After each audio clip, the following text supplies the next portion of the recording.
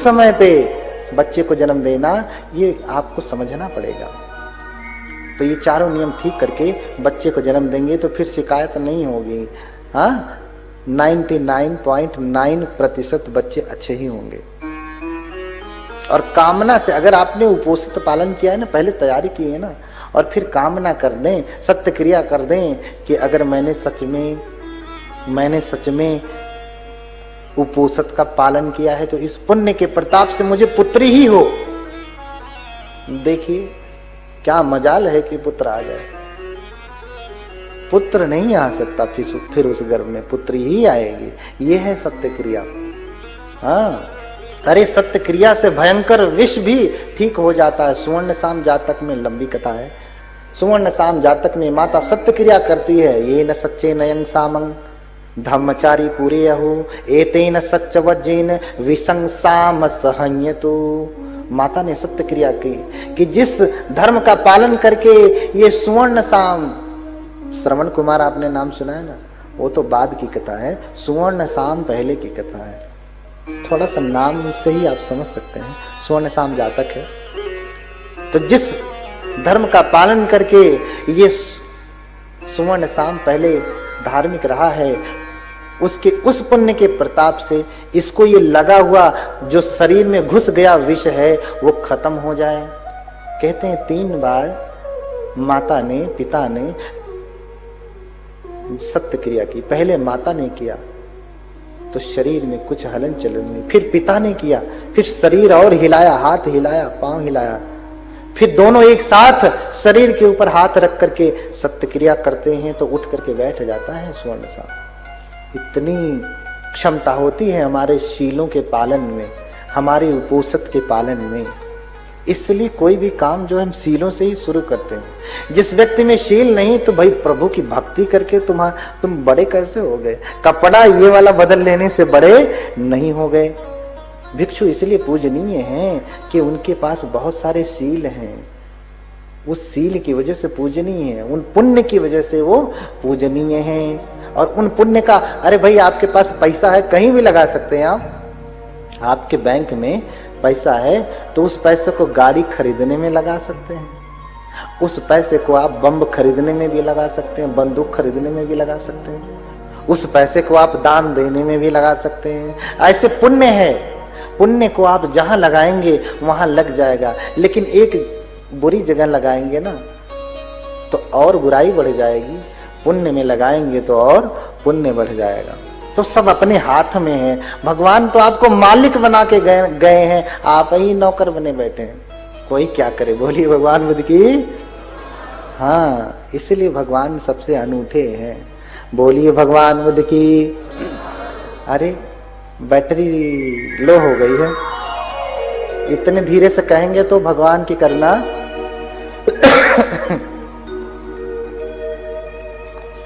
भगवान की करुणा नहीं होने वाली है। बोलिए भगवान बुद्ध की। उधर पीछे वाले क्या मेरी आवाज सुन पा रहे हैं? उधर वाले हाथ नहीं उठा रहे हैं। बोलिए भगवान बुद्ध की। हाँ, अब थोड़ा चार्ज हुई ना।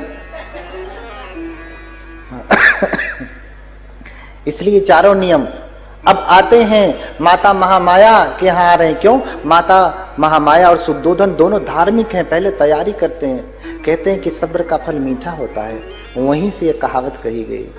बहुत दिन हो गए, उम्र बीती जा रही है, बुढ़ापे की तरफ जीवन जा रहा है शुद्धोधन और माता महामाया का, लेकिन अभी कोई पुत्र नहीं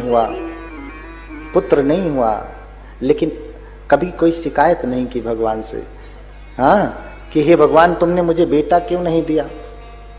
हाँ, देख लीजिए ना, दोनों रो रहे हैं। जिनके पास संतान है, अरे भगवान मुझे ऐसी संतान क्यों दी, अच्छा होता कि नहीं दिए होते। और जिनके पास नहीं है वो भी रो रहे हैं, हे भगवान तुमने मुझे संतान क्यों नहीं दी। दोनों रो रहे हैं, एक है तो भी रो रहे हैं, जो इसके पास नहीं है वो भी रो रहे हैं, है ना। तो हम अपनी मर्जी से कुछ ना करें, जैसा प्रकृति हमें देवे वैसा हम स्वीकार कर लें। बातें बहुत है, समझाने का समय नहीं। देखिए हम अपनी बुद्धि लगा करके आज सब कुछ कर रहे हैं। इसीलिए इतनी सारी बीमारियां बढ़ गई। प्रकृति ने तो हमको मौसम के अनुसार फल दिया, सब्जियां दिया, अनाज दिया, लेकिन आपने अपनी बुद्धि लगा करके दुरुपयोग किया। आप सोचते हैं इसका दुष्परिणाम नहीं होगा। अरे प्रकृति ने गर्मी के मौसम के लिए तरबूजा बनाया, खरबूजा बनाया, ककड़ी बनाया ना, खीरा बनाया, फल बनाए। गर्मी के लिए हमारी तरह देखिए ना, सर्दी के लिए सर्दी वाली सब्जियां देखिए ना, हरी हरी मटर सब्जी आती है, अरहर आती है, बहुत सारी सब्जियां आती है जो शरीर को गर्म करती हैं और शरीर को पोषण देती हैं। इससे शरीर स्वस्थ बनता है। बरसात के समय में ऐसी सब्जियां और फल आते हैं जो शरीर के लिए एंटीबैक्टीरियल का काम करते हैं। लेकिन अपनी बुद्धि लगा करके आज आपको खीरा हर मौसम में चाहिए। सर्दी है तो भी देखता हूं कि लोग सलाद खा रहे हैं, खीरा खा रहे हैं, ककड़ी खा रहे हैं। अरे भैया, शरीर खुद ही ठंडा है सर्दी में, ऊपर से खीरा खा लोगे तो भले आपका शरीर थोड़ा मजबूत है, पता नहीं चलेगा, लेकिन बीमारी तो पैदा करेगा। और वो ऐसी बीमारी पैदा करेगा कि जिसका कोई मशीन ही नहीं बनी कि उसे जांच करके बता दे। उसे जांच करके नहीं बताया जा सकता। अरे जब आम आना था तो आम आता था, लेकिन आज आपको हर समय में आम चाहिए। हाँ, हर समय में आम खा रहे हैं, हर समय में केला खा रहे हैं, हर समय में संतरा, हर समय में नींबू, हर समय में आंवला, हर समय में गोभी खा रहे हैं। गोभियां सर्दियों में ही सिर्फ आती थी, अब गर्मी में भी गोभी खा रहे हैं। अरे तो उसका गुण दुर्गुण में नहीं बदल जाएगा, बदलेगा ही। आप अपनी बुद्धि की वजह से प्रकृति के विरुद्ध में चले गए। भगवान बुद्ध प्रकृति के विरोध में नहीं जाते। निरंजना में है, सूखा पड़ा है, खाने को भोजन नहीं। मनते मोगलान कहते भगवान कहें तो रिद्धि बल से उत्तर कुरु में जाऊं और चारिका करके लेकर जाऊं। बोले नहीं, भगवान स्वयं सर्वज्ञ हैं, स्वयं सामर्थ्यवान है। चाहते तो कहीं और जाते और लेकर के आते, लेकिन प्रकृति ने जैसी परिस्थिति डाला है उसके विरोध में नहीं गए। इसलिए तो बुद्ध हैं। ये चर्या सिखा करके गए, लेकिन हम सीखते ही नहीं। आज आप खाइए हर समय में आम, आपको लगता है कि आप सर्दी के मौसम में आम खा रहे हैं तो आपके शरीर में विटामिन जा तो रहा है, विटामिन के साथ साथ बीमारी जा रही है। आज हर घर में शुगर के पेशेंट हैं, सबका बीपी बढ़ा हुआ है, सबका कोलेस्ट्रॉल बढ़ा हुआ है, सबका यूरिक एसिड बढ़ा हुआ है। क्यों बढ़ रहा है? क्योंकि आपका भोजन दूषित हो गया, क्योंकि आपने अपनी बुद्धि लगा करके प्रकृति के विरोध में चलना शुरू कर दिया। इसलिए जो प्रकृति देती है ना वो स्वीकार करें। प्रकृति ने आपको पुत्र दिया है ना तो खुश रहिए, नहीं दिया है तो रोइए मत कि हे भगवान एक दे दीजिए।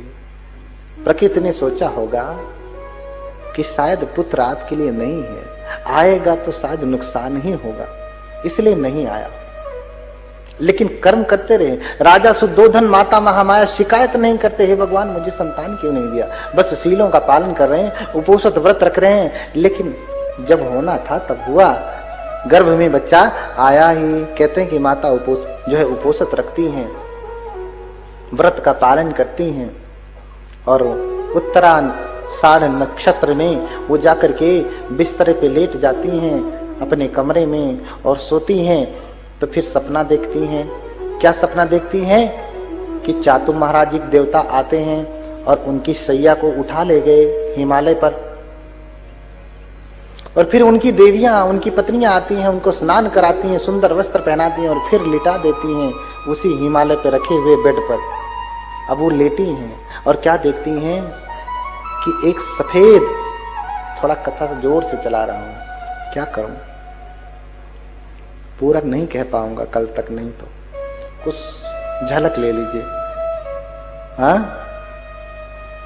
सफेद हाथी आता है और सफेद पुष्प लिया है अपने सूंड में, लेकर के माता महामाया को 3 बार ऐसे प्रदक्षिणा करता है।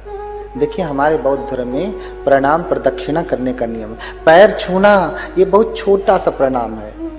हमारे यहाँ पैर छूना बहुत छोटा माना जाता है, इसलिए 3 बार माथा पटक करके प्रणाम किया जाता, उससे कहीं ज्यादा गहरा प्रणाम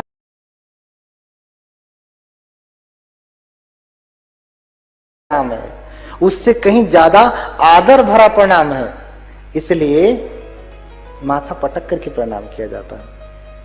हाँ, बहुत सारी बातें जो है प्रदक्षिणा की जाती है। भगवान बुद्ध को भी जब कोई आता था, मिलता था, मिलने के बाद उनको प्रणाम करके प्रदक्षिणा करके जाते थे लोग। आज भी आप सारनाथ जो है बोध गया, लुम्बिनी, श्रावस्ती जाएंगे तो प्रदक्षिणा पथ बना है, प्रदक्षिणा करते हैं लोग, देश विदेश से आते हैं और प्रदक्षिणा करते हैं।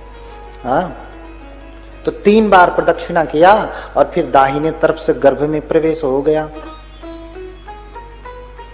और इतने में ही माता की आंख खुल गई।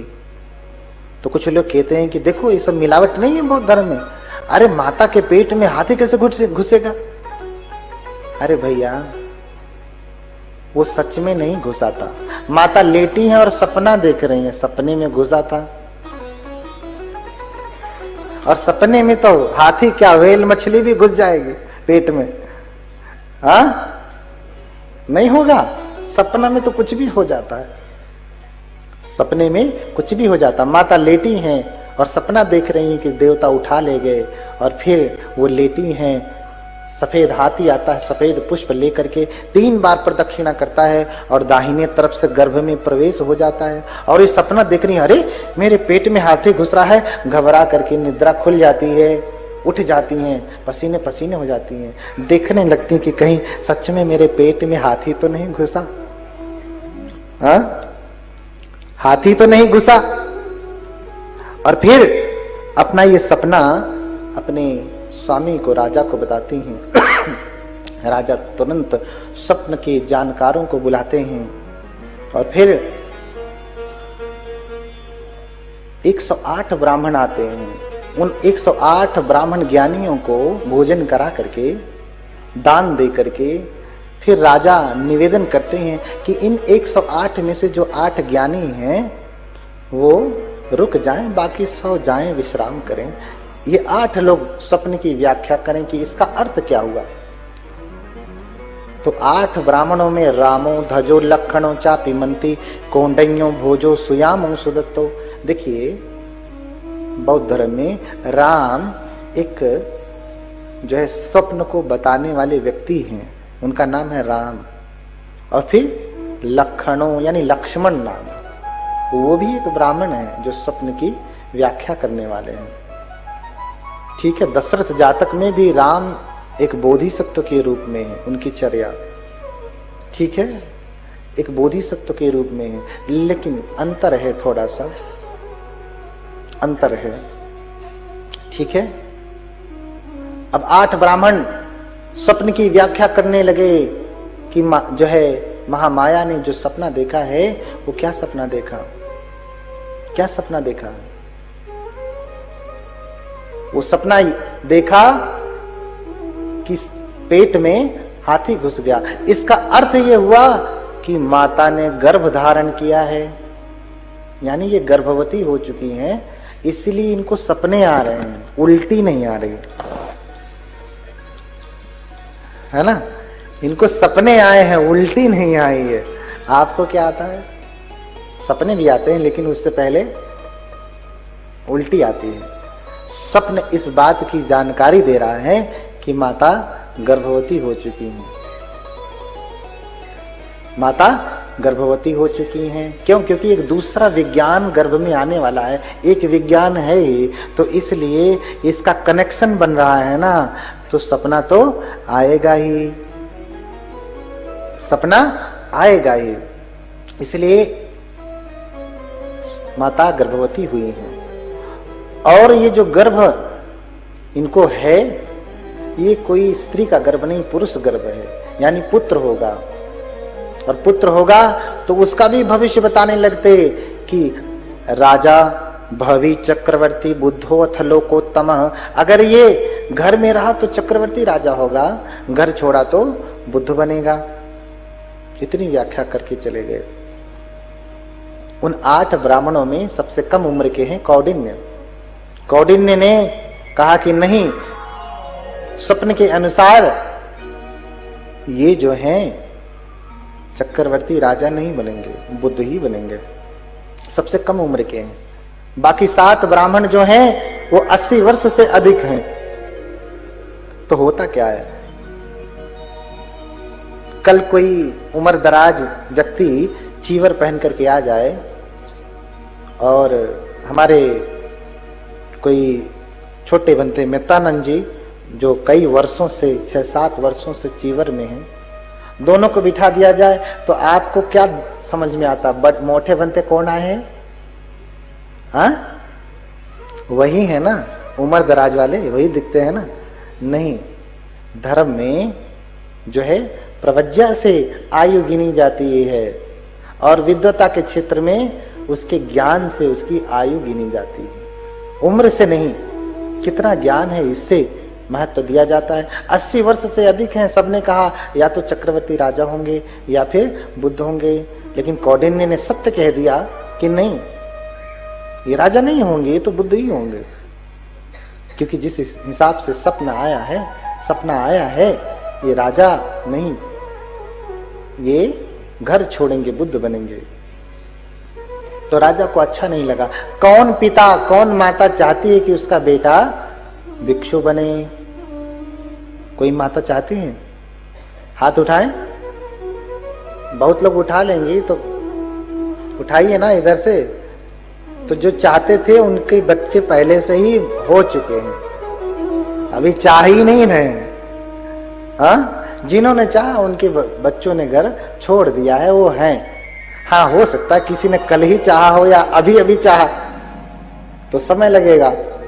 हाँ, लेकिन कहें कि हम 5 सालों से चाहते हैं हमारा बेटा बनते बने, तो अब तक बन जाना चाहिए था, बहुत विलंब हो गया। हाँ, राजा है, राजा के पास इतनी बड़ी प्रॉपर्टी है, इतनी बड़ी संपदा है, कौन संभालेगा? उसके पास तो कारण भी है कि कोई घर छोड़ने वाला ना हो, राजा ही हो, राजपाट संभाले। इसलिए उन्हें अच्छा नहीं लगा कि ये कम उम्र का जो है ब्राह्मण कहता है कि बुद्ध बनेंगे, तो सबका सत्कार किया, उनका नहीं किया। चले जाते हैं और फिर 7 ब्राह्मण जो हैं उन्हीं से पूछते हैं कि अच्छा, 2 कारण आपने बताया कि बुद्ध बनेंगे या चक्रवर्ती घर छोड़ देंगे, बुद्ध बन जाएंगे, तो क्या कारण होगा जिसकी वजह से ये घर छोड़ देंगे? उस कारण को बता दीजिए, निवारण बता दीजिए, और फिर हम पहले ही कर देंगे, ये घर छोड़ेंगे ही नहीं, तो बुद्ध कहां से बनेंगे? तो सभी ज्ञानी ब्राह्मण जो स्वयं सन्यासी हैं वो कहते हैं, राजन, इनके सुख भोग की, भोग विलास की इतनी सुविधा कर दो कि उसी में लीन रहे, घर छोड़ करके जाए ही ना। वो स्वयं सब सन्यासी हैं, गृह त्यागी हैं। वो ये कह रहे हैं कि इनको इतना सुख भोग दो, काम भोग दो कि ये घर ही ना छोड़े। ऐसा कह करके वो अपने ऊपर ही प्रश्न ले रहे हैं कि यानी तुम सभी जो सन्यासी हो, घर छोड़े हो, तुम्हें काम भोग नहीं मिला, टुटवा रहे थे इसलिए घर छोड़ दिया, कुछ मिला नहीं। हाँ, तो यही गलत होगा। दूसरी बात, काम भोग करने वाला व्यक्ति चक्रवर्ती राजा, क्या राजा भी ठीक से नहीं हो पाएगा? जो शराब पीने में लत जो है लगा है, स्त्री के भोग विलास में लगा है, वो राजा बन पाएगा? नहीं, उसके लिए तो बड़ा पराक्रम करना पड़ता है। दोनों प्रकार से बातें गलत हैं, लेकिन होता है ना कि लोग अपना सत्य सुनना चाहते, जो उनके मन में वो सुनेंगे तो उन्हें अच्छा लगेगा कि हाँ ये सही कह रहे हैं, तो उसमें कोई तर्क वितर्क नहीं। तो राजा को अच्छा लगा और सभी ब्राह्मण चले जाते हैं। इधर माता उनको 9 महीने ठीक से रखती हैं, 10 महीने ठीक से रखती हैं। तो बोधिसत्व जो है 9 महीने में नहीं जन्म लेते हैं, 10 महीने के बाद जन्म लेते हैं। तो 9 महीने बड़े अच्छे से रखा, सारे नियमों का पालन किया जो मैंने बताया, इससे कहीं ज्यादा बहुत कुछ बता नहीं पाया। और जब 10 महीना पूरा हो गया तो 10 मासावसानम ही रह्यो देवी कथेसितम मह्यम याति घरम देवम गंतुम इच्छामहमिति। 10 महीना जब बीत गया तो अपने पति से कहती हैं, शुद्धोधन से कहती हैं कि मैं अपने मायके जाऊंगी, क्योंकि माँ ज्यादा सेवा करती है ना, इसलिए जब महिलाएं गर्भवती होती हैं तो घर में नहीं रहती, कहाँ जाती है? माँ के पास जाती है, अपनी असली जो जन्म देने वाली माता है उसके पास जाती देने वाली माता है उसके पास जाती है, क्योंकि वही पीड़ा समझ सकती है। हाँ, तो ये भी कहती कि मैं मायके जाऊंगी। ये तो आज का विषय, उनके पास तो सास थी ही नहीं, माँ थी ही नहीं, इसलिए भी वो जा रही थी कि हमारी माँ जो है, जो देवदह में है, वो हमारे ध्यान रखेंगी। तो राजा से निवेदन किया, राजा ने स्वीकार किया, पूरी व्यवस्था कर दी, राजतंत्र लगा दिया। हाँ, पूरे सैनिक लगा दिए, सुरक्षा कर्मी लगा दिए, पालकी में बिठा करके जो है माता महामाया को विदा किया। कहते हैं कि रास्ते में लुम्बिनी वन पड़ता है। अभी लुम्बिनी वन जो है नेपाल में आ गया। पहले जम्बूद्वीप जब था तो उस समय तो बांग्लादेश भी यही में था, पाकिस्तान भी इसी में था, नेपाल भी इसी में था, है ना। तो जम्बूद्वीप था उस समय, तो जम्बूद्वीप के अंतर्गत था वो। अगर आप कहते हैं भारत के अंतर्गत था तो नहीं, जम्बूद्वीप के अंदर था। इसलिए एक बात को लेकर के लड़ाई हो जाती है। कहते नहीं बुद्ध भारत में पैदा हुए, नेपाल वाले कहते नहीं बुद्ध नेपाल में पैदा हुए, लड़ाई करते हैं। नहीं, बुद्ध सच में जम्बूद्वीप में पैदा हुए। बुद्ध कहाँ पैदा हुए? जम्बूद्वीप में पैदा हुए।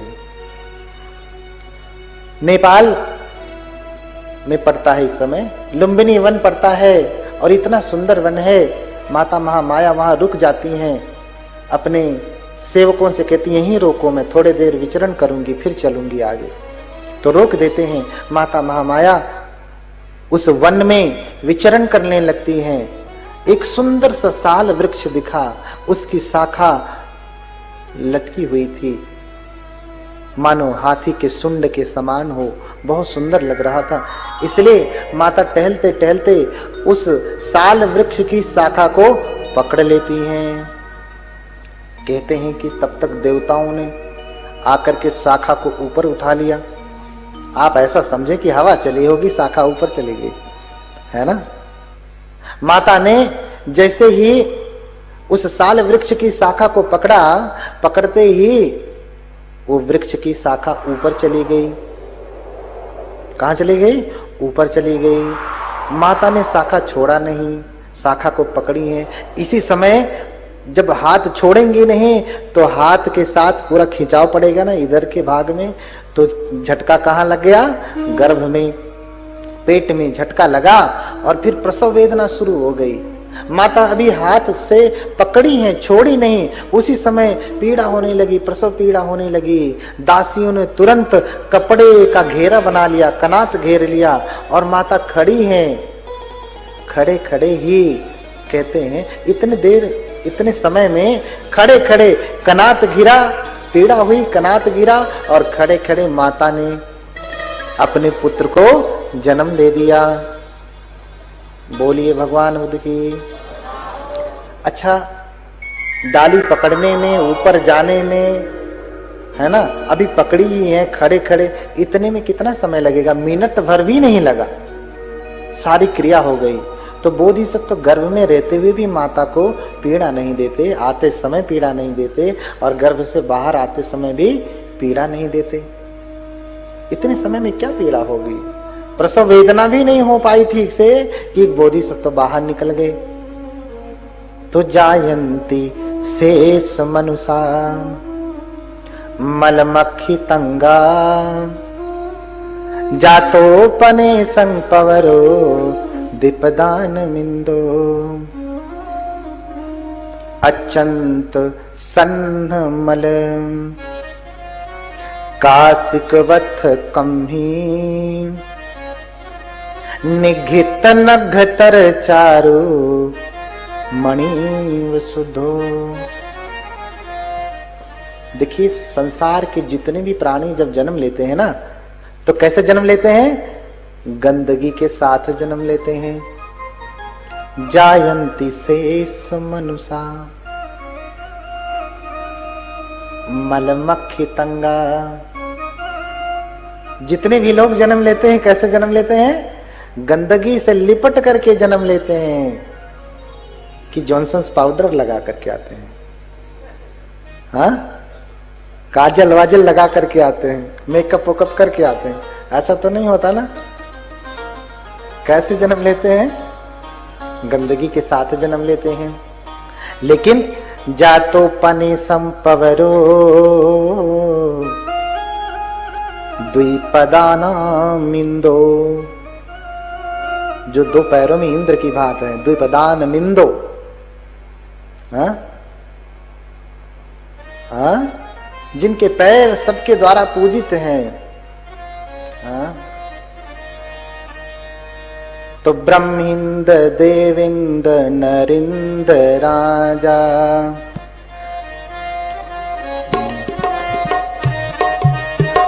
ब्रह्मिंद देविंद नरिंद राजा,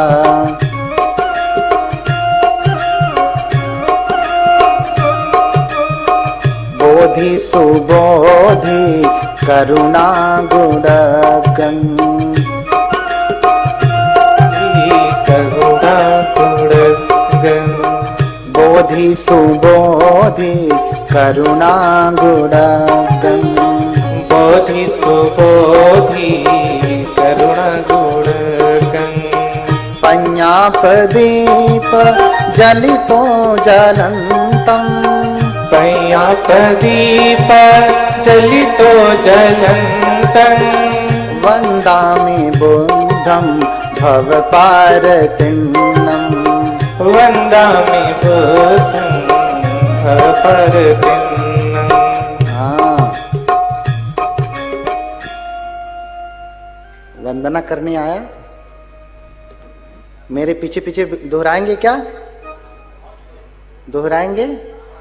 उन भगवान का जन्म हुआ, दोहराते हैं, ब्रह्मिंद देविंद नरिंद राजा, ब्रह्मिंद देविंद नरिंद राजा, ब्रह्मिंद देविंद नरिंद राजा। बोलिए ना, वाणी नहीं समझ में आ रही? भगवान की वाणी नहीं समझ में आ रही? ध्यान से सुनिए, कान से नहीं, ध्यान से सुनेंगे तो समझ में आएगा। सुनाई कान से नहीं देता है, ध्यान से देता है। दिखाई आंखों से नहीं देता है, ध्यान से देता है। इसलिए कहते हैं जरा ध्यान से देख। कोई ये नहीं कहता जरा आंख से देख। हाँ,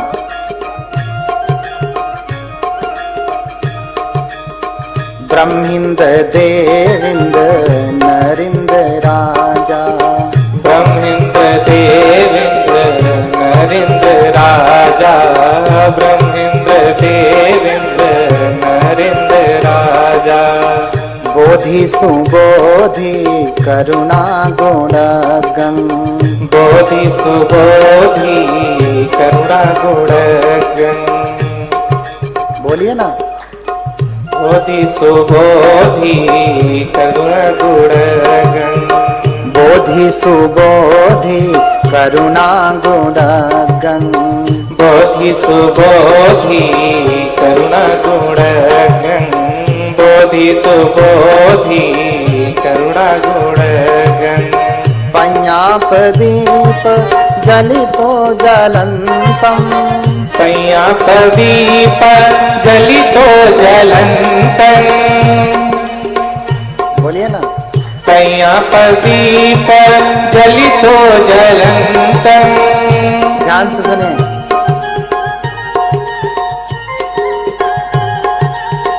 पञ्ञापदीप जलितो जलन्तम्, पञ्ञापदीप जलितो जलन्तम्। वन्दामि बुद्धं भवपारतिन्नम्, वन्दामि बुद्धं भवपारतिन्नम्। ये तो बोल सकते हैं ना, वन्दामि बुद्धं भवपारतिन्नम्। बोलिए ना,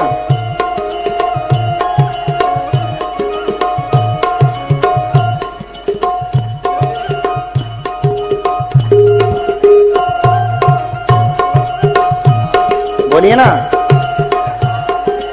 भवपारतिन्नं वन्दामि बुद्धं भवपारतिन्नं वन्दामि बुद्धं भवपारतिन्नं। भगवान बुद्ध का नाम लेने से वाणी शुद्धि होती है। वंदना करिए। वंदामि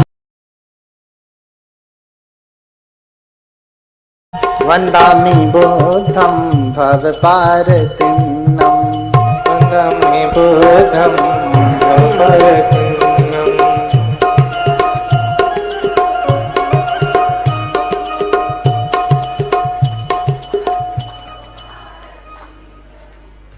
हाँ, वंदामि बुद्धं भवपारतिन्नं। आज उनका जन्म हो गया तो सभी तो गंदगी के साथ जन्म लेते हैं, लेकिन ये गंदगी के साथ जन्म नहीं लेते। क्यों? क्योंकि ब्रह्मिंद, देविंद, नरिंद, राजा, ये तो राजा है ना, ब्रह्मा से भी बड़े हैं, इंद्र से भी बड़े हैं। इससे बड़ा कौन होता है? हाँ, बोधि सुबोधि करुणा गुणगं। समझ रहे ना? बोधि सुबोधि और करुणा आदि गुणों में अग्र हैं। उनके जैसा कारुणिक आज तक कोई नहीं हुआ, इसलिए उनको कहा गया महाकारुणिक। आज उनका जन्म हो रहा है। पञ्ञापदीप जलितो जलंतं। हाँ? तो जिन्होंने प्रज्ञा का दीप जलाया, ज्ञान का दीप जलाया, बोधि का, बुद्धत्व का दीप जलाया, जो बुद्ध हुए, ऐसे बुद्ध को वंदामि बुद्धं भवपारतिन्नं।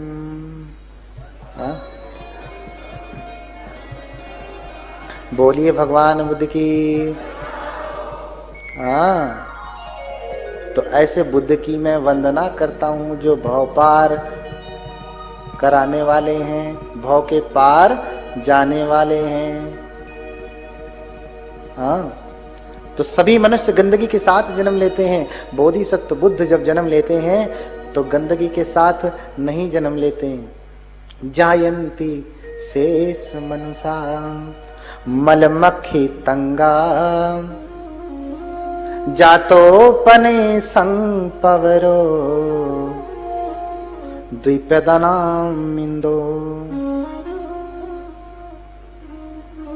लेकिन ये जो दो पैरों में अग्र हैं, जो दो पैर वाले हैं, ये कैसे जन्म लेते हैं? एकदम अचंत सन्न मल कासिकवत कम ही निघित नघतर चारु मणि शुद्धो। बोलिए भगवान बुद्ध की। जैसे काशी का वस्त्र, आज भी सबसे बढ़िया वस्त्र किसका माना जाता है? काशी का, बनारस का। सबसे बढ़िया साड़ी कहाँ की है? पहले से वहां का वस्त्र बहुत ही फेमस है। तो जैसे काशी के वस्त्रों पे कोई मणि रख दिया जाए, हीरा रख दिया जाए, तो और सुंदर लगने लगता है ना, और चमकीला दिखने लगता है। ऐसे ही भगवान बुद्ध मानो काशी के वस्त्रों पे रखे हुए रत्न की भांति गर्भ से बाहर साफ सुथरे चमकीले जॉनसन्स में भी पाउडर लगा करके बाहर निकलते हैं। हाँ, ये बोधिसत्व की धर्मता है। ए संगी बोधिसत्तानं धम्मता। ये तो बोधिसत्वों की धर्मता है। जो इतना पुण्य माता ने किया, बोधिसत्व ने जो इतना पुण्य किया है, उसकी धर्मता है, उसका फल है। और देखिए, बोधिसत्व की माता 10 महीने में जन्म देती है, 9 महीने में नहीं। ये धर्मता है, बोधिसत्व की माता की धर्मता है। और सभी जो माताएं हैं बैठ करके या लेट करके अपने बच्चे को जन्म देती हैं, लेकिन बोधिसत्व की माता खड़े खड़े जन्म देती हैं। ठीक है, ये धर्मता है। सभी माताएं जब जन्म देती हैं तो बच्चे को उल्टे जन्म देती हैं। बोधिसत्व जब जन्म लेते हैं तो सीधे सीधे जन्म लेते हैं। सीधे सीधे यानी पैर पहले बाहर आता है कि सर? क्या माता जी लोगों से पूछ रहे हैं? पहले सर आता है ना, पहले सर। क्या सर वाले हाथ उठाएं, यही सीधा सीधा हुआ ना? हाँ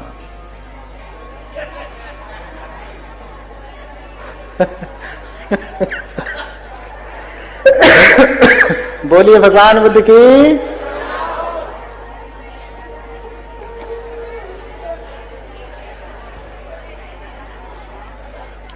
अरे थांबा थांबा, शांतता ठेवा। बोलिए भगवान बुद्ध की। तो सभी यही जानते हैं कि पहले सर बाहर आता है, पैर बाहर नहीं आता, उसे सीधा कहते हैं। अब सोचिए माता खड़ी हैं, पहले सर बाहर आए तो बच्चा धड़ाम से गिरेगा, सर फूट जाएगा वहीं। ये सीधा हुआ? ये सीधा हुआ? अच्छा गाड़ी में बैठते हैं, सीधे सीधे बैठना हो तो पहले सर डालते हैं कि पहले पैर डालते हैं? अच्छा गाड़ी से निकलना भी हो, उतरना भी हो तो पहले सर बाहर निकालते हैं कि पहले पैर बाहर निकालते हैं? घर में से बाहर निकलते हैं तो पहले सर बाहर निकालते हैं कि पैर बाहर निकालते हैं? हा?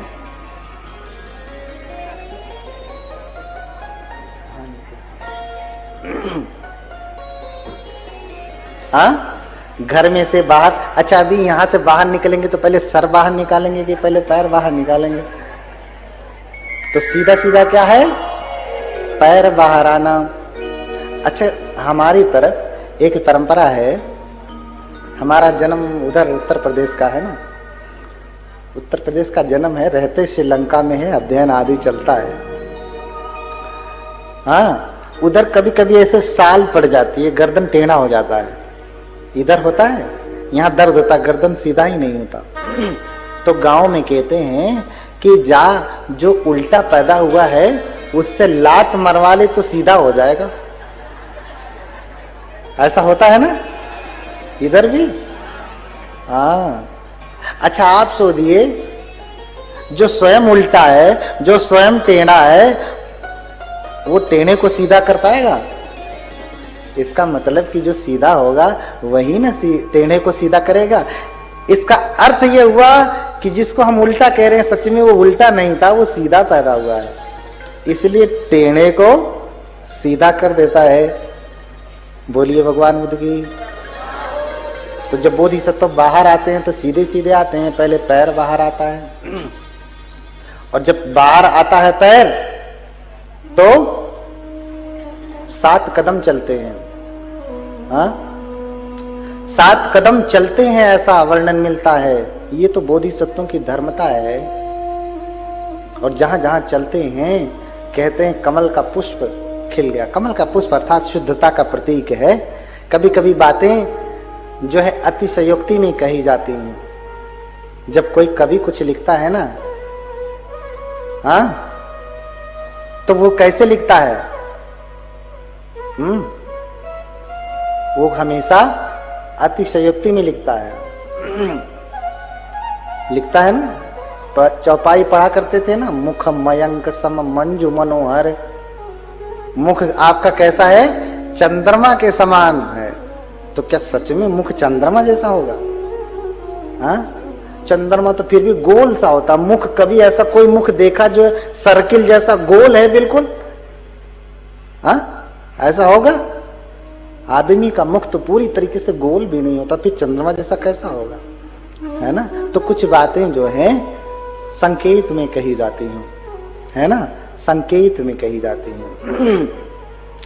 और फिर बोधिसत्व का जब जन्म हो जाता है, माता चली जाती हैं, और फिर राजा सुद्धोधन को याद आता है कि ब्राह्मण क्या कह करके गए थे, बच्चा बड़ा होगा घर छोड़ देगा। तो घर न छोड़ने पाए तो सुख भोग की सारी व्यवस्था करना हो। बच्चा धीरे धीरे बड़ा होने लगता, शिक्षा दीक्षा की सारी व्यवस्था होती है। उनके गुरु सब मित्र, विश्वामित्र जिसको कहते हैं, उनके गुरु होते हैं, उनको पढ़ाते हैं। वेद पढ़ाया, वेदांत पढ़ाया, उपनिषद पढ़ाया। ये स्वयं डॉक्टर अंबेडकर द बुद्धा इन जम्मा में लिखते हैं कि उन्होंने वेद पढ़ाया, वेदांत पढ़ाया, उपनिषद पढ़ाया।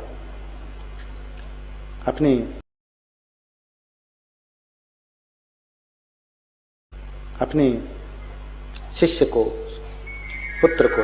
तो ये कड़ी होने लगती है आगे की। अभी जो है बच्चा जन्म हुआ तो माता चली गई, अब पीहर जाने का कोई मतलब नहीं, माँ जो है माता के यहाँ जाने का कोई अर्थ नहीं, तो घर चली आई। इतने लंबे समय की कामना थी, अब पूरी हो गई, अभिलाषा थी, इच्छा थी, पूरी हो गई। तो खुश होकर के दोनों पति पत्नी ने, राजा रानी ने, माता महामाया ने, सुद्धोधन ने अपने पुत्र का नाम ही रख दिया कि इसके आने से हमारी अभिलाषा का, हमारी कामना का जो है, हमारी कामना पूर्ति हो गई, इसलिए इसका नाम ही रख दिया जाए सिद्धार्थ। उनका नाम रख दिया सिद्धार्थ। देखिए, बोधिसत्व की माता होना, पिता होना, ये भी अपने आप में बड़े पुण्य की बात है। इतनी आसानी से कोई नहीं हुआ करता है, बड़ा पुण्य चाहिए होता है, बड़ा पुण्य चाहिए होता है।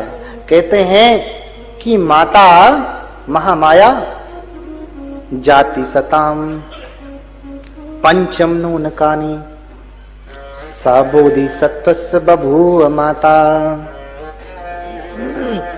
कहते हैं कि 500 जन्मों तक वो बोधिसत्व की माता रही है। कौन? महामाया। जब वो बोधिसत्व के रूप में जन्म लिए। जाति सताम पंचम नूनकानी सबोधिसत्वस्य बभूव माता। 500 जन्मों तक वो बोधिसत्व की माता हुई हैं। कौन? महामाया। और पिता कौन हुआ? पिता च सुद्धोधनस्तु तत्र तत्र पति रूप तस्मा जन्नी गुणान्विता। देखिए, 500 जन्मों तक वो माता रही हैं और सुद्धोधन जहां जहां वो माता हुई है वहां वहां वो पिता के रूप में जन्म लिए हैं। तो बोधिसत्व की माँ, बुद्ध की माँ होना, पिता होना, ये अपने आप में अद्भुत बात है। बड़ा पुण्य चाहिए होता है तब जाकर के। अरे आपके गर्भ से तो एक महापुरुष तक नहीं पैदा हो रहा है। क्यों? क्योंकि पुण्य कम है। जिस दिन पुण्य बढ़ जाएगा, कल ही बुद्ध पैदा हो जाएंगे, कल ही बुद्ध पैदा हो जाएंगे। सिर्फ आप ही का नहीं, पिता का भी पुण्य बढ़ेगा, दोनों का पुण्य बढ़ेगा, तभी बुद्ध आएंगे। अभी वैकेंसी ही खाली नहीं है बुद्ध के लिए। तो बुद्ध आएंगे कहाँ? जगह होनी चाहिए। अभी बुद्ध पद के लिए कोई वैकेंसी ही नहीं, कोई आएगा ही नहीं। जब कोई माता पिता तैयार होंगे तब बुद्ध आएंगे, है ना। तो कहते हैं कि जन्म देने के 7 दिन बाद माता की मृत्यु हो जाती है। अब बोधिसत्व की माता है तो लंबा जीना चाहिए ना, लेकिन मृत्यु हो जाती है।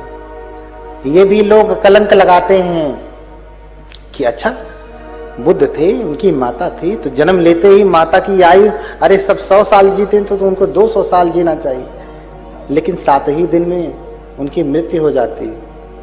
तो अस्य किम कारणम यदि सर्वज्ञ मातारम चरमे सप्तमे दिवसे माता जहति जीवितम।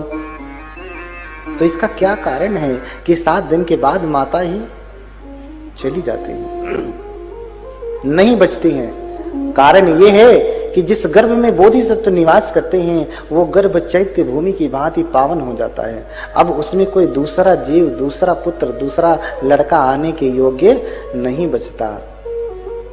अगर माता जीवित रही तो शायद पिता के साथ संसर्ग होगा, फिर कोई न कोई आएगा, फिर वो चैत्य भूमि अपवित्र हो जाएगी। इसलिए तुरंत उनके प्राण चले जाते हैं और मर करके वो देवलोक में पैदा होती हैं। और बुद्ध जब बनते हैं तो अपनी माता को देवलोक में जाते हैं और वहां जाकर के उपदेश देते हैं। अच्छा, त्रिपिटक में 3 पिटक है ना, सूत्र, विनय और अभिधर्म। सूत्र की तो पूरी चर्चा है, विनय की पूरी चर्चा है, अभिधर्म की देशना भगवान ने कहां दी है? कहां दी है? हाँ, देवलोक में दिए, अपनी माता को दिया, देवलोक में जाकर के दिया। श्रावस्ती से गए हैं यमक प्रतिहार दिखा करके, और फिर संकिसा में उतरे हैं, उसको देवभूमि कहा जाता है। इसका पूरा वर्णन स्वयं फाहियान वेनसांग सिंह ने किया है अपनी यात्रा विवरण में, कि भगवान यहीं उतरे हैं, ये देवभूमि है, इसीलिए संकिसा जो है प्रसिद्ध है कि भगवान देवलोक से माता को उपदेश करके वहां पे उतरे हैं। तो 7 दिन में माता की मृत्यु हो जाती है, और फिर जो है उनका पालन पोषण उनकी मौसी महाप्रजापति गौतमी करती है। सिद्धार्थ धीरे धीरे बड़े होने लगते हैं, गुरुओं से शिक्षा ग्रहण करते हैं, कुशल हो जाते हैं, लेकिन अब जवान हो गए। तो जवान होते होते सुख भोग की सारी सुविधा एकत्र कर दिया राजा ने। 3 महल बनवा दिया, रम्य महल, सुरम्य महल, शुभ महल, 3 प्रकार के महल बना दिया। एक सर्दी के लिए, एक गर्मी के लिए, एक बरसात के लिए। 3 महल बना दिया कि सर्दी में 4 महीने काम भोग का जीवन जीते हुए कभी नीचे नहीं आए, बरसात में भी और फिर गर्मी में भी। हाँ, और फिर जब उम्र आती है तो उनका विवाह भी यशोधरा के साथ कर दिया जाता है। यशोधरा के साथ विवाह होने के बाद गृहस्थी के बंधन में बंध जाते हैं। हाँ, और उसी समय कहते हैं कि इतने बड़े हो गए लेकिन कभी वो नगर से बाहर नहीं निकले, कभी उन्होंने बूढ़ा नहीं देखा, कभी बीमार नहीं देखा, कभी मृत नहीं देखा, कभी सन्यासी नहीं देखा। ऐसा हो सकता है क्या? कहते हैं 4 दृश्य देख करके बोधिसत्व घर छोड़ते हैं और फिर बुद्धत्व को प्राप्त करते हैं। 4 दृश्य कौन कौन से? कामेन जिन्नं व्यथितं मतंच दिस्वान रूपम तिभवे विरक्तो, है ना। वृद्ध देखते हैं, बीमार देखते हैं और मृत को देखते हैं, अंत में सन्यासी देखते हैं, घर छोड़ते हैं। हाँ, कभी घर जो है, कभी नगर के बाहर नहीं गए, कभी बूढ़ा नहीं, बीमार नहीं, मृत नहीं देखा, कभी सन्यासी नहीं देखा, प्रवज्जित नहीं देखा। तो नगर भ्रमण की आशा होती है, कामना होती है, तो अपने पिता से अनुमति लेकर के, पिता तो पहले मना करते क्योंकि भविष्यवाणी पहले हो चुकी है, ये 4 दृश्य देखेंगे और प्रवज्जित हो जाएंगे, इसलिए काम भोग में डुबाए रखो इनको, घर से बाहर मत निकलने देना। हाँ, लेकिन बार बार निवेदन करने के बाद पहली बार जाते हैं तो वृद्ध व्यक्ति को देखते हैं। हाँ, देखते हैं कि सामने कोई वृद्ध व्यक्ति जा रहा है। सामने कौन जा रहा है? वृद्ध व्यक्ति जा रहा है, और उसकी कमर झुकी हुई है, शरीर सूख गया है, नसें दिखाई दे रही हैं, लाठी लेकर के पकड़े चल रहा है, लाठी लेकर के पकड़ करके चल रहा है। उसकी कमर टेढ़ी होकर के जैसे पुरानी धारण हो गई हो। पहले जब घर बनता था तो लकड़ी का धारण लगाया जाता था, है ना, सपोर्टर लगाया जाता था। जैसे गाटर लगाते थे ना आप पहले, और वैसे धारण लगती थी पहले लकड़ी की, ऐसे उसके ऊपर फिर छाया जाता था ऐसे करके। और लकड़ी जितनी पुरानी होती थी वैसे ही वो टेढ़ी मेढ़ी ऐसे घूमती जाती थी। ऐसे ही आदमी जितना पुराना होता है ना, ऐसे टेढ़ा घूमता जाता है। हाँ, अरे लोग कमर टेढ़ा करते हैं, इधर उधर करते हैं, समय आएगा, बुढ़ापा आएगा, खुद ही कमर टेढ़ी हो जाएगी, तुम काहे चिंता करते हो? हाँ, इसलिए बुद्ध नाचते नहीं, बुद्ध कमर हिलाते नहीं,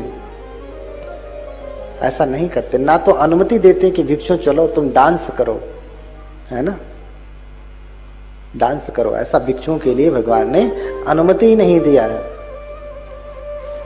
तो पहली बार में वृद्ध को देखते सारथी से पूछते हैं कि सारथी ये कौन है? बोले वृद्ध व्यक्ति है। ये वृद्ध क्या होता है? बूढ़ा क्या होता है? क्या मैं भी बूढ़ा हो जाऊंगा? बोले हाँ देव, आप भी बूढ़े हो जाएंगे। हाँ देखिए, देव राजा के राजकुमार को भी कहा जाता है। हाँ, राजानं राजकुमारो देवोति उच्यते, राजा का राजकुमार भी देव कहा जाता है। अरहंत को भी अरहंतो विशुद्धो देवोति उच्यते, अरहंत अरहंत को भी देव कहा जाता है। भगवान के श्रावक अरहंत को भी देव कहा जाता है। उनसे बात करते हैं तो देव, देव आप भी बूढ़े हो जाएंगे। तो सिद्धार्थ को बहुत दुख होता कि जब मैं बूढ़ा हो जाऊंगा, मैं बूढ़ा हो जाऊंगा, इसके जैसा टेढ़ा मेढ़ा हो जाऊंगा, किसी काम का नहीं रहूंगा, तो फिर मैं इतनी मस्ती में क्यों हूं? मैं इतनी मस्ती में क्यों हूं? किस बात का मुझे घमंड है? कौन सी जवानी? लेकिन यहां तो लोग जवानी में मस्त है ना, नाचते हैं, गाते हैं, चिल्लाते हैं। हाँ, नाचते हैं, गाते हैं, चिल्लाते हैं। तो माटी के पुत्र कैसो नाचत है, माटी के पुत्र कैसो नाचत है, माटी के पुत्र कैसो नाचत है।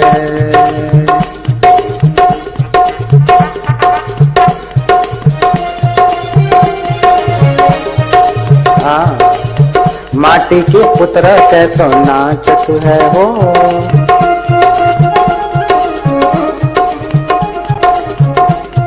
पुतलो कैसो नाचत है, माटी के पुतलो कैसो। कमर हिला हिला के नाचते।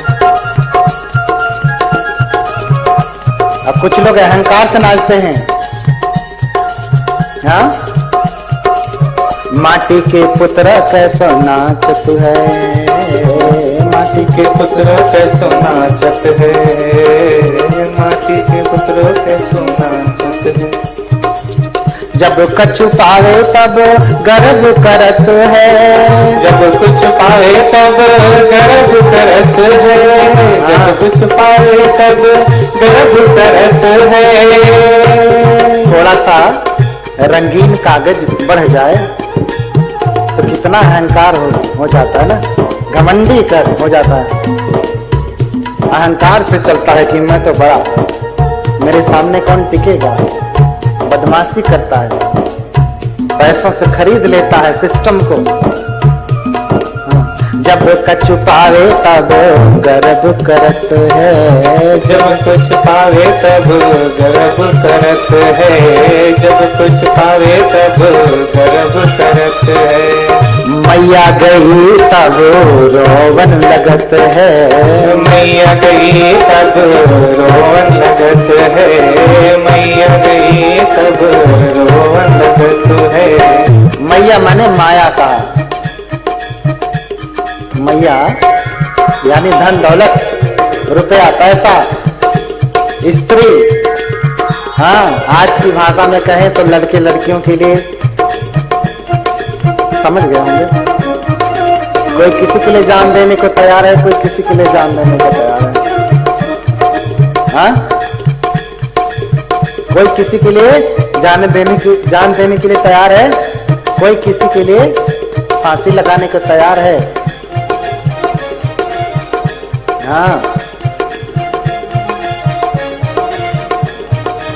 जब कछु पावे तब गर्व करत है, जब कुछ पावे तब गर्व करत है, जब कुछ पावे तब गर्व करत है। मैया गई तब रोवन लगत है, मैया गई तब रोवन लगत है, मैया गई तब रोवन लगत है। माटी के पुत्र कैसो नाचत है हो, माटी के पुतलो कैसो नाचत है, माटी के पुतलो कैसो नाचत है।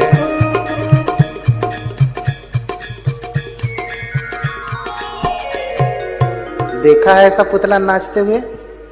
इसमें थोड़ा इको ज्यादा है भाई, कहाँ है? आवाज थोड़ी साफ सुथरी होनी चाहिए, इसमें इको ज्यादा है। हाँ, देखा है ऐसा पुतला नाचते हुए? खूब नाचता है, मस्ती में है। आजकल तो पार्टियों में लोग नाचते हैं।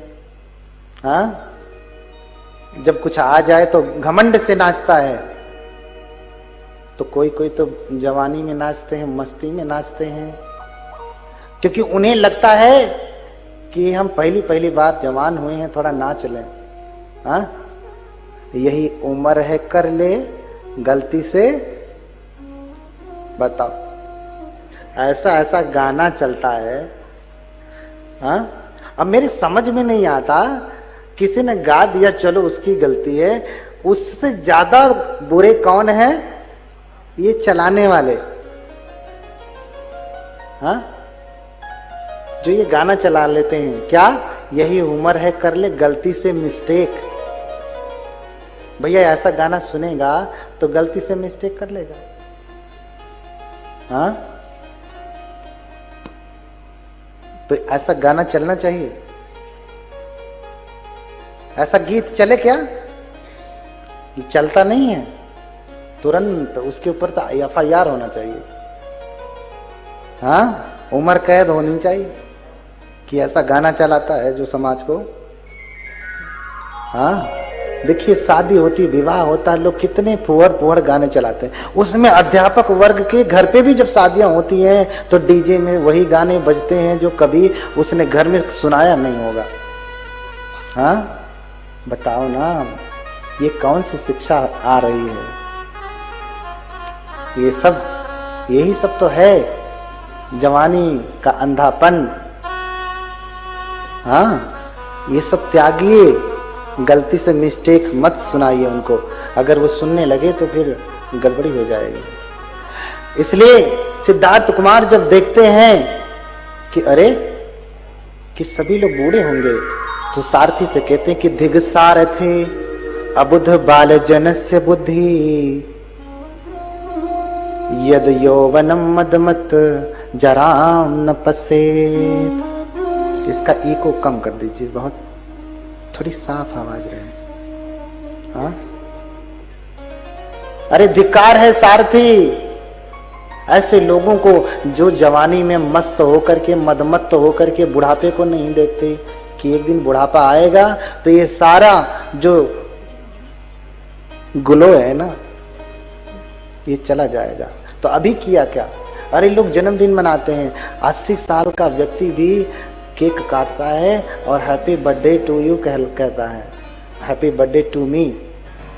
कितने लोगों का जन्मदिन नहीं मनाया जाता तो अपने से ही केक सामने रख करके फेसबुक पे फोटो करके डाल देते हैं।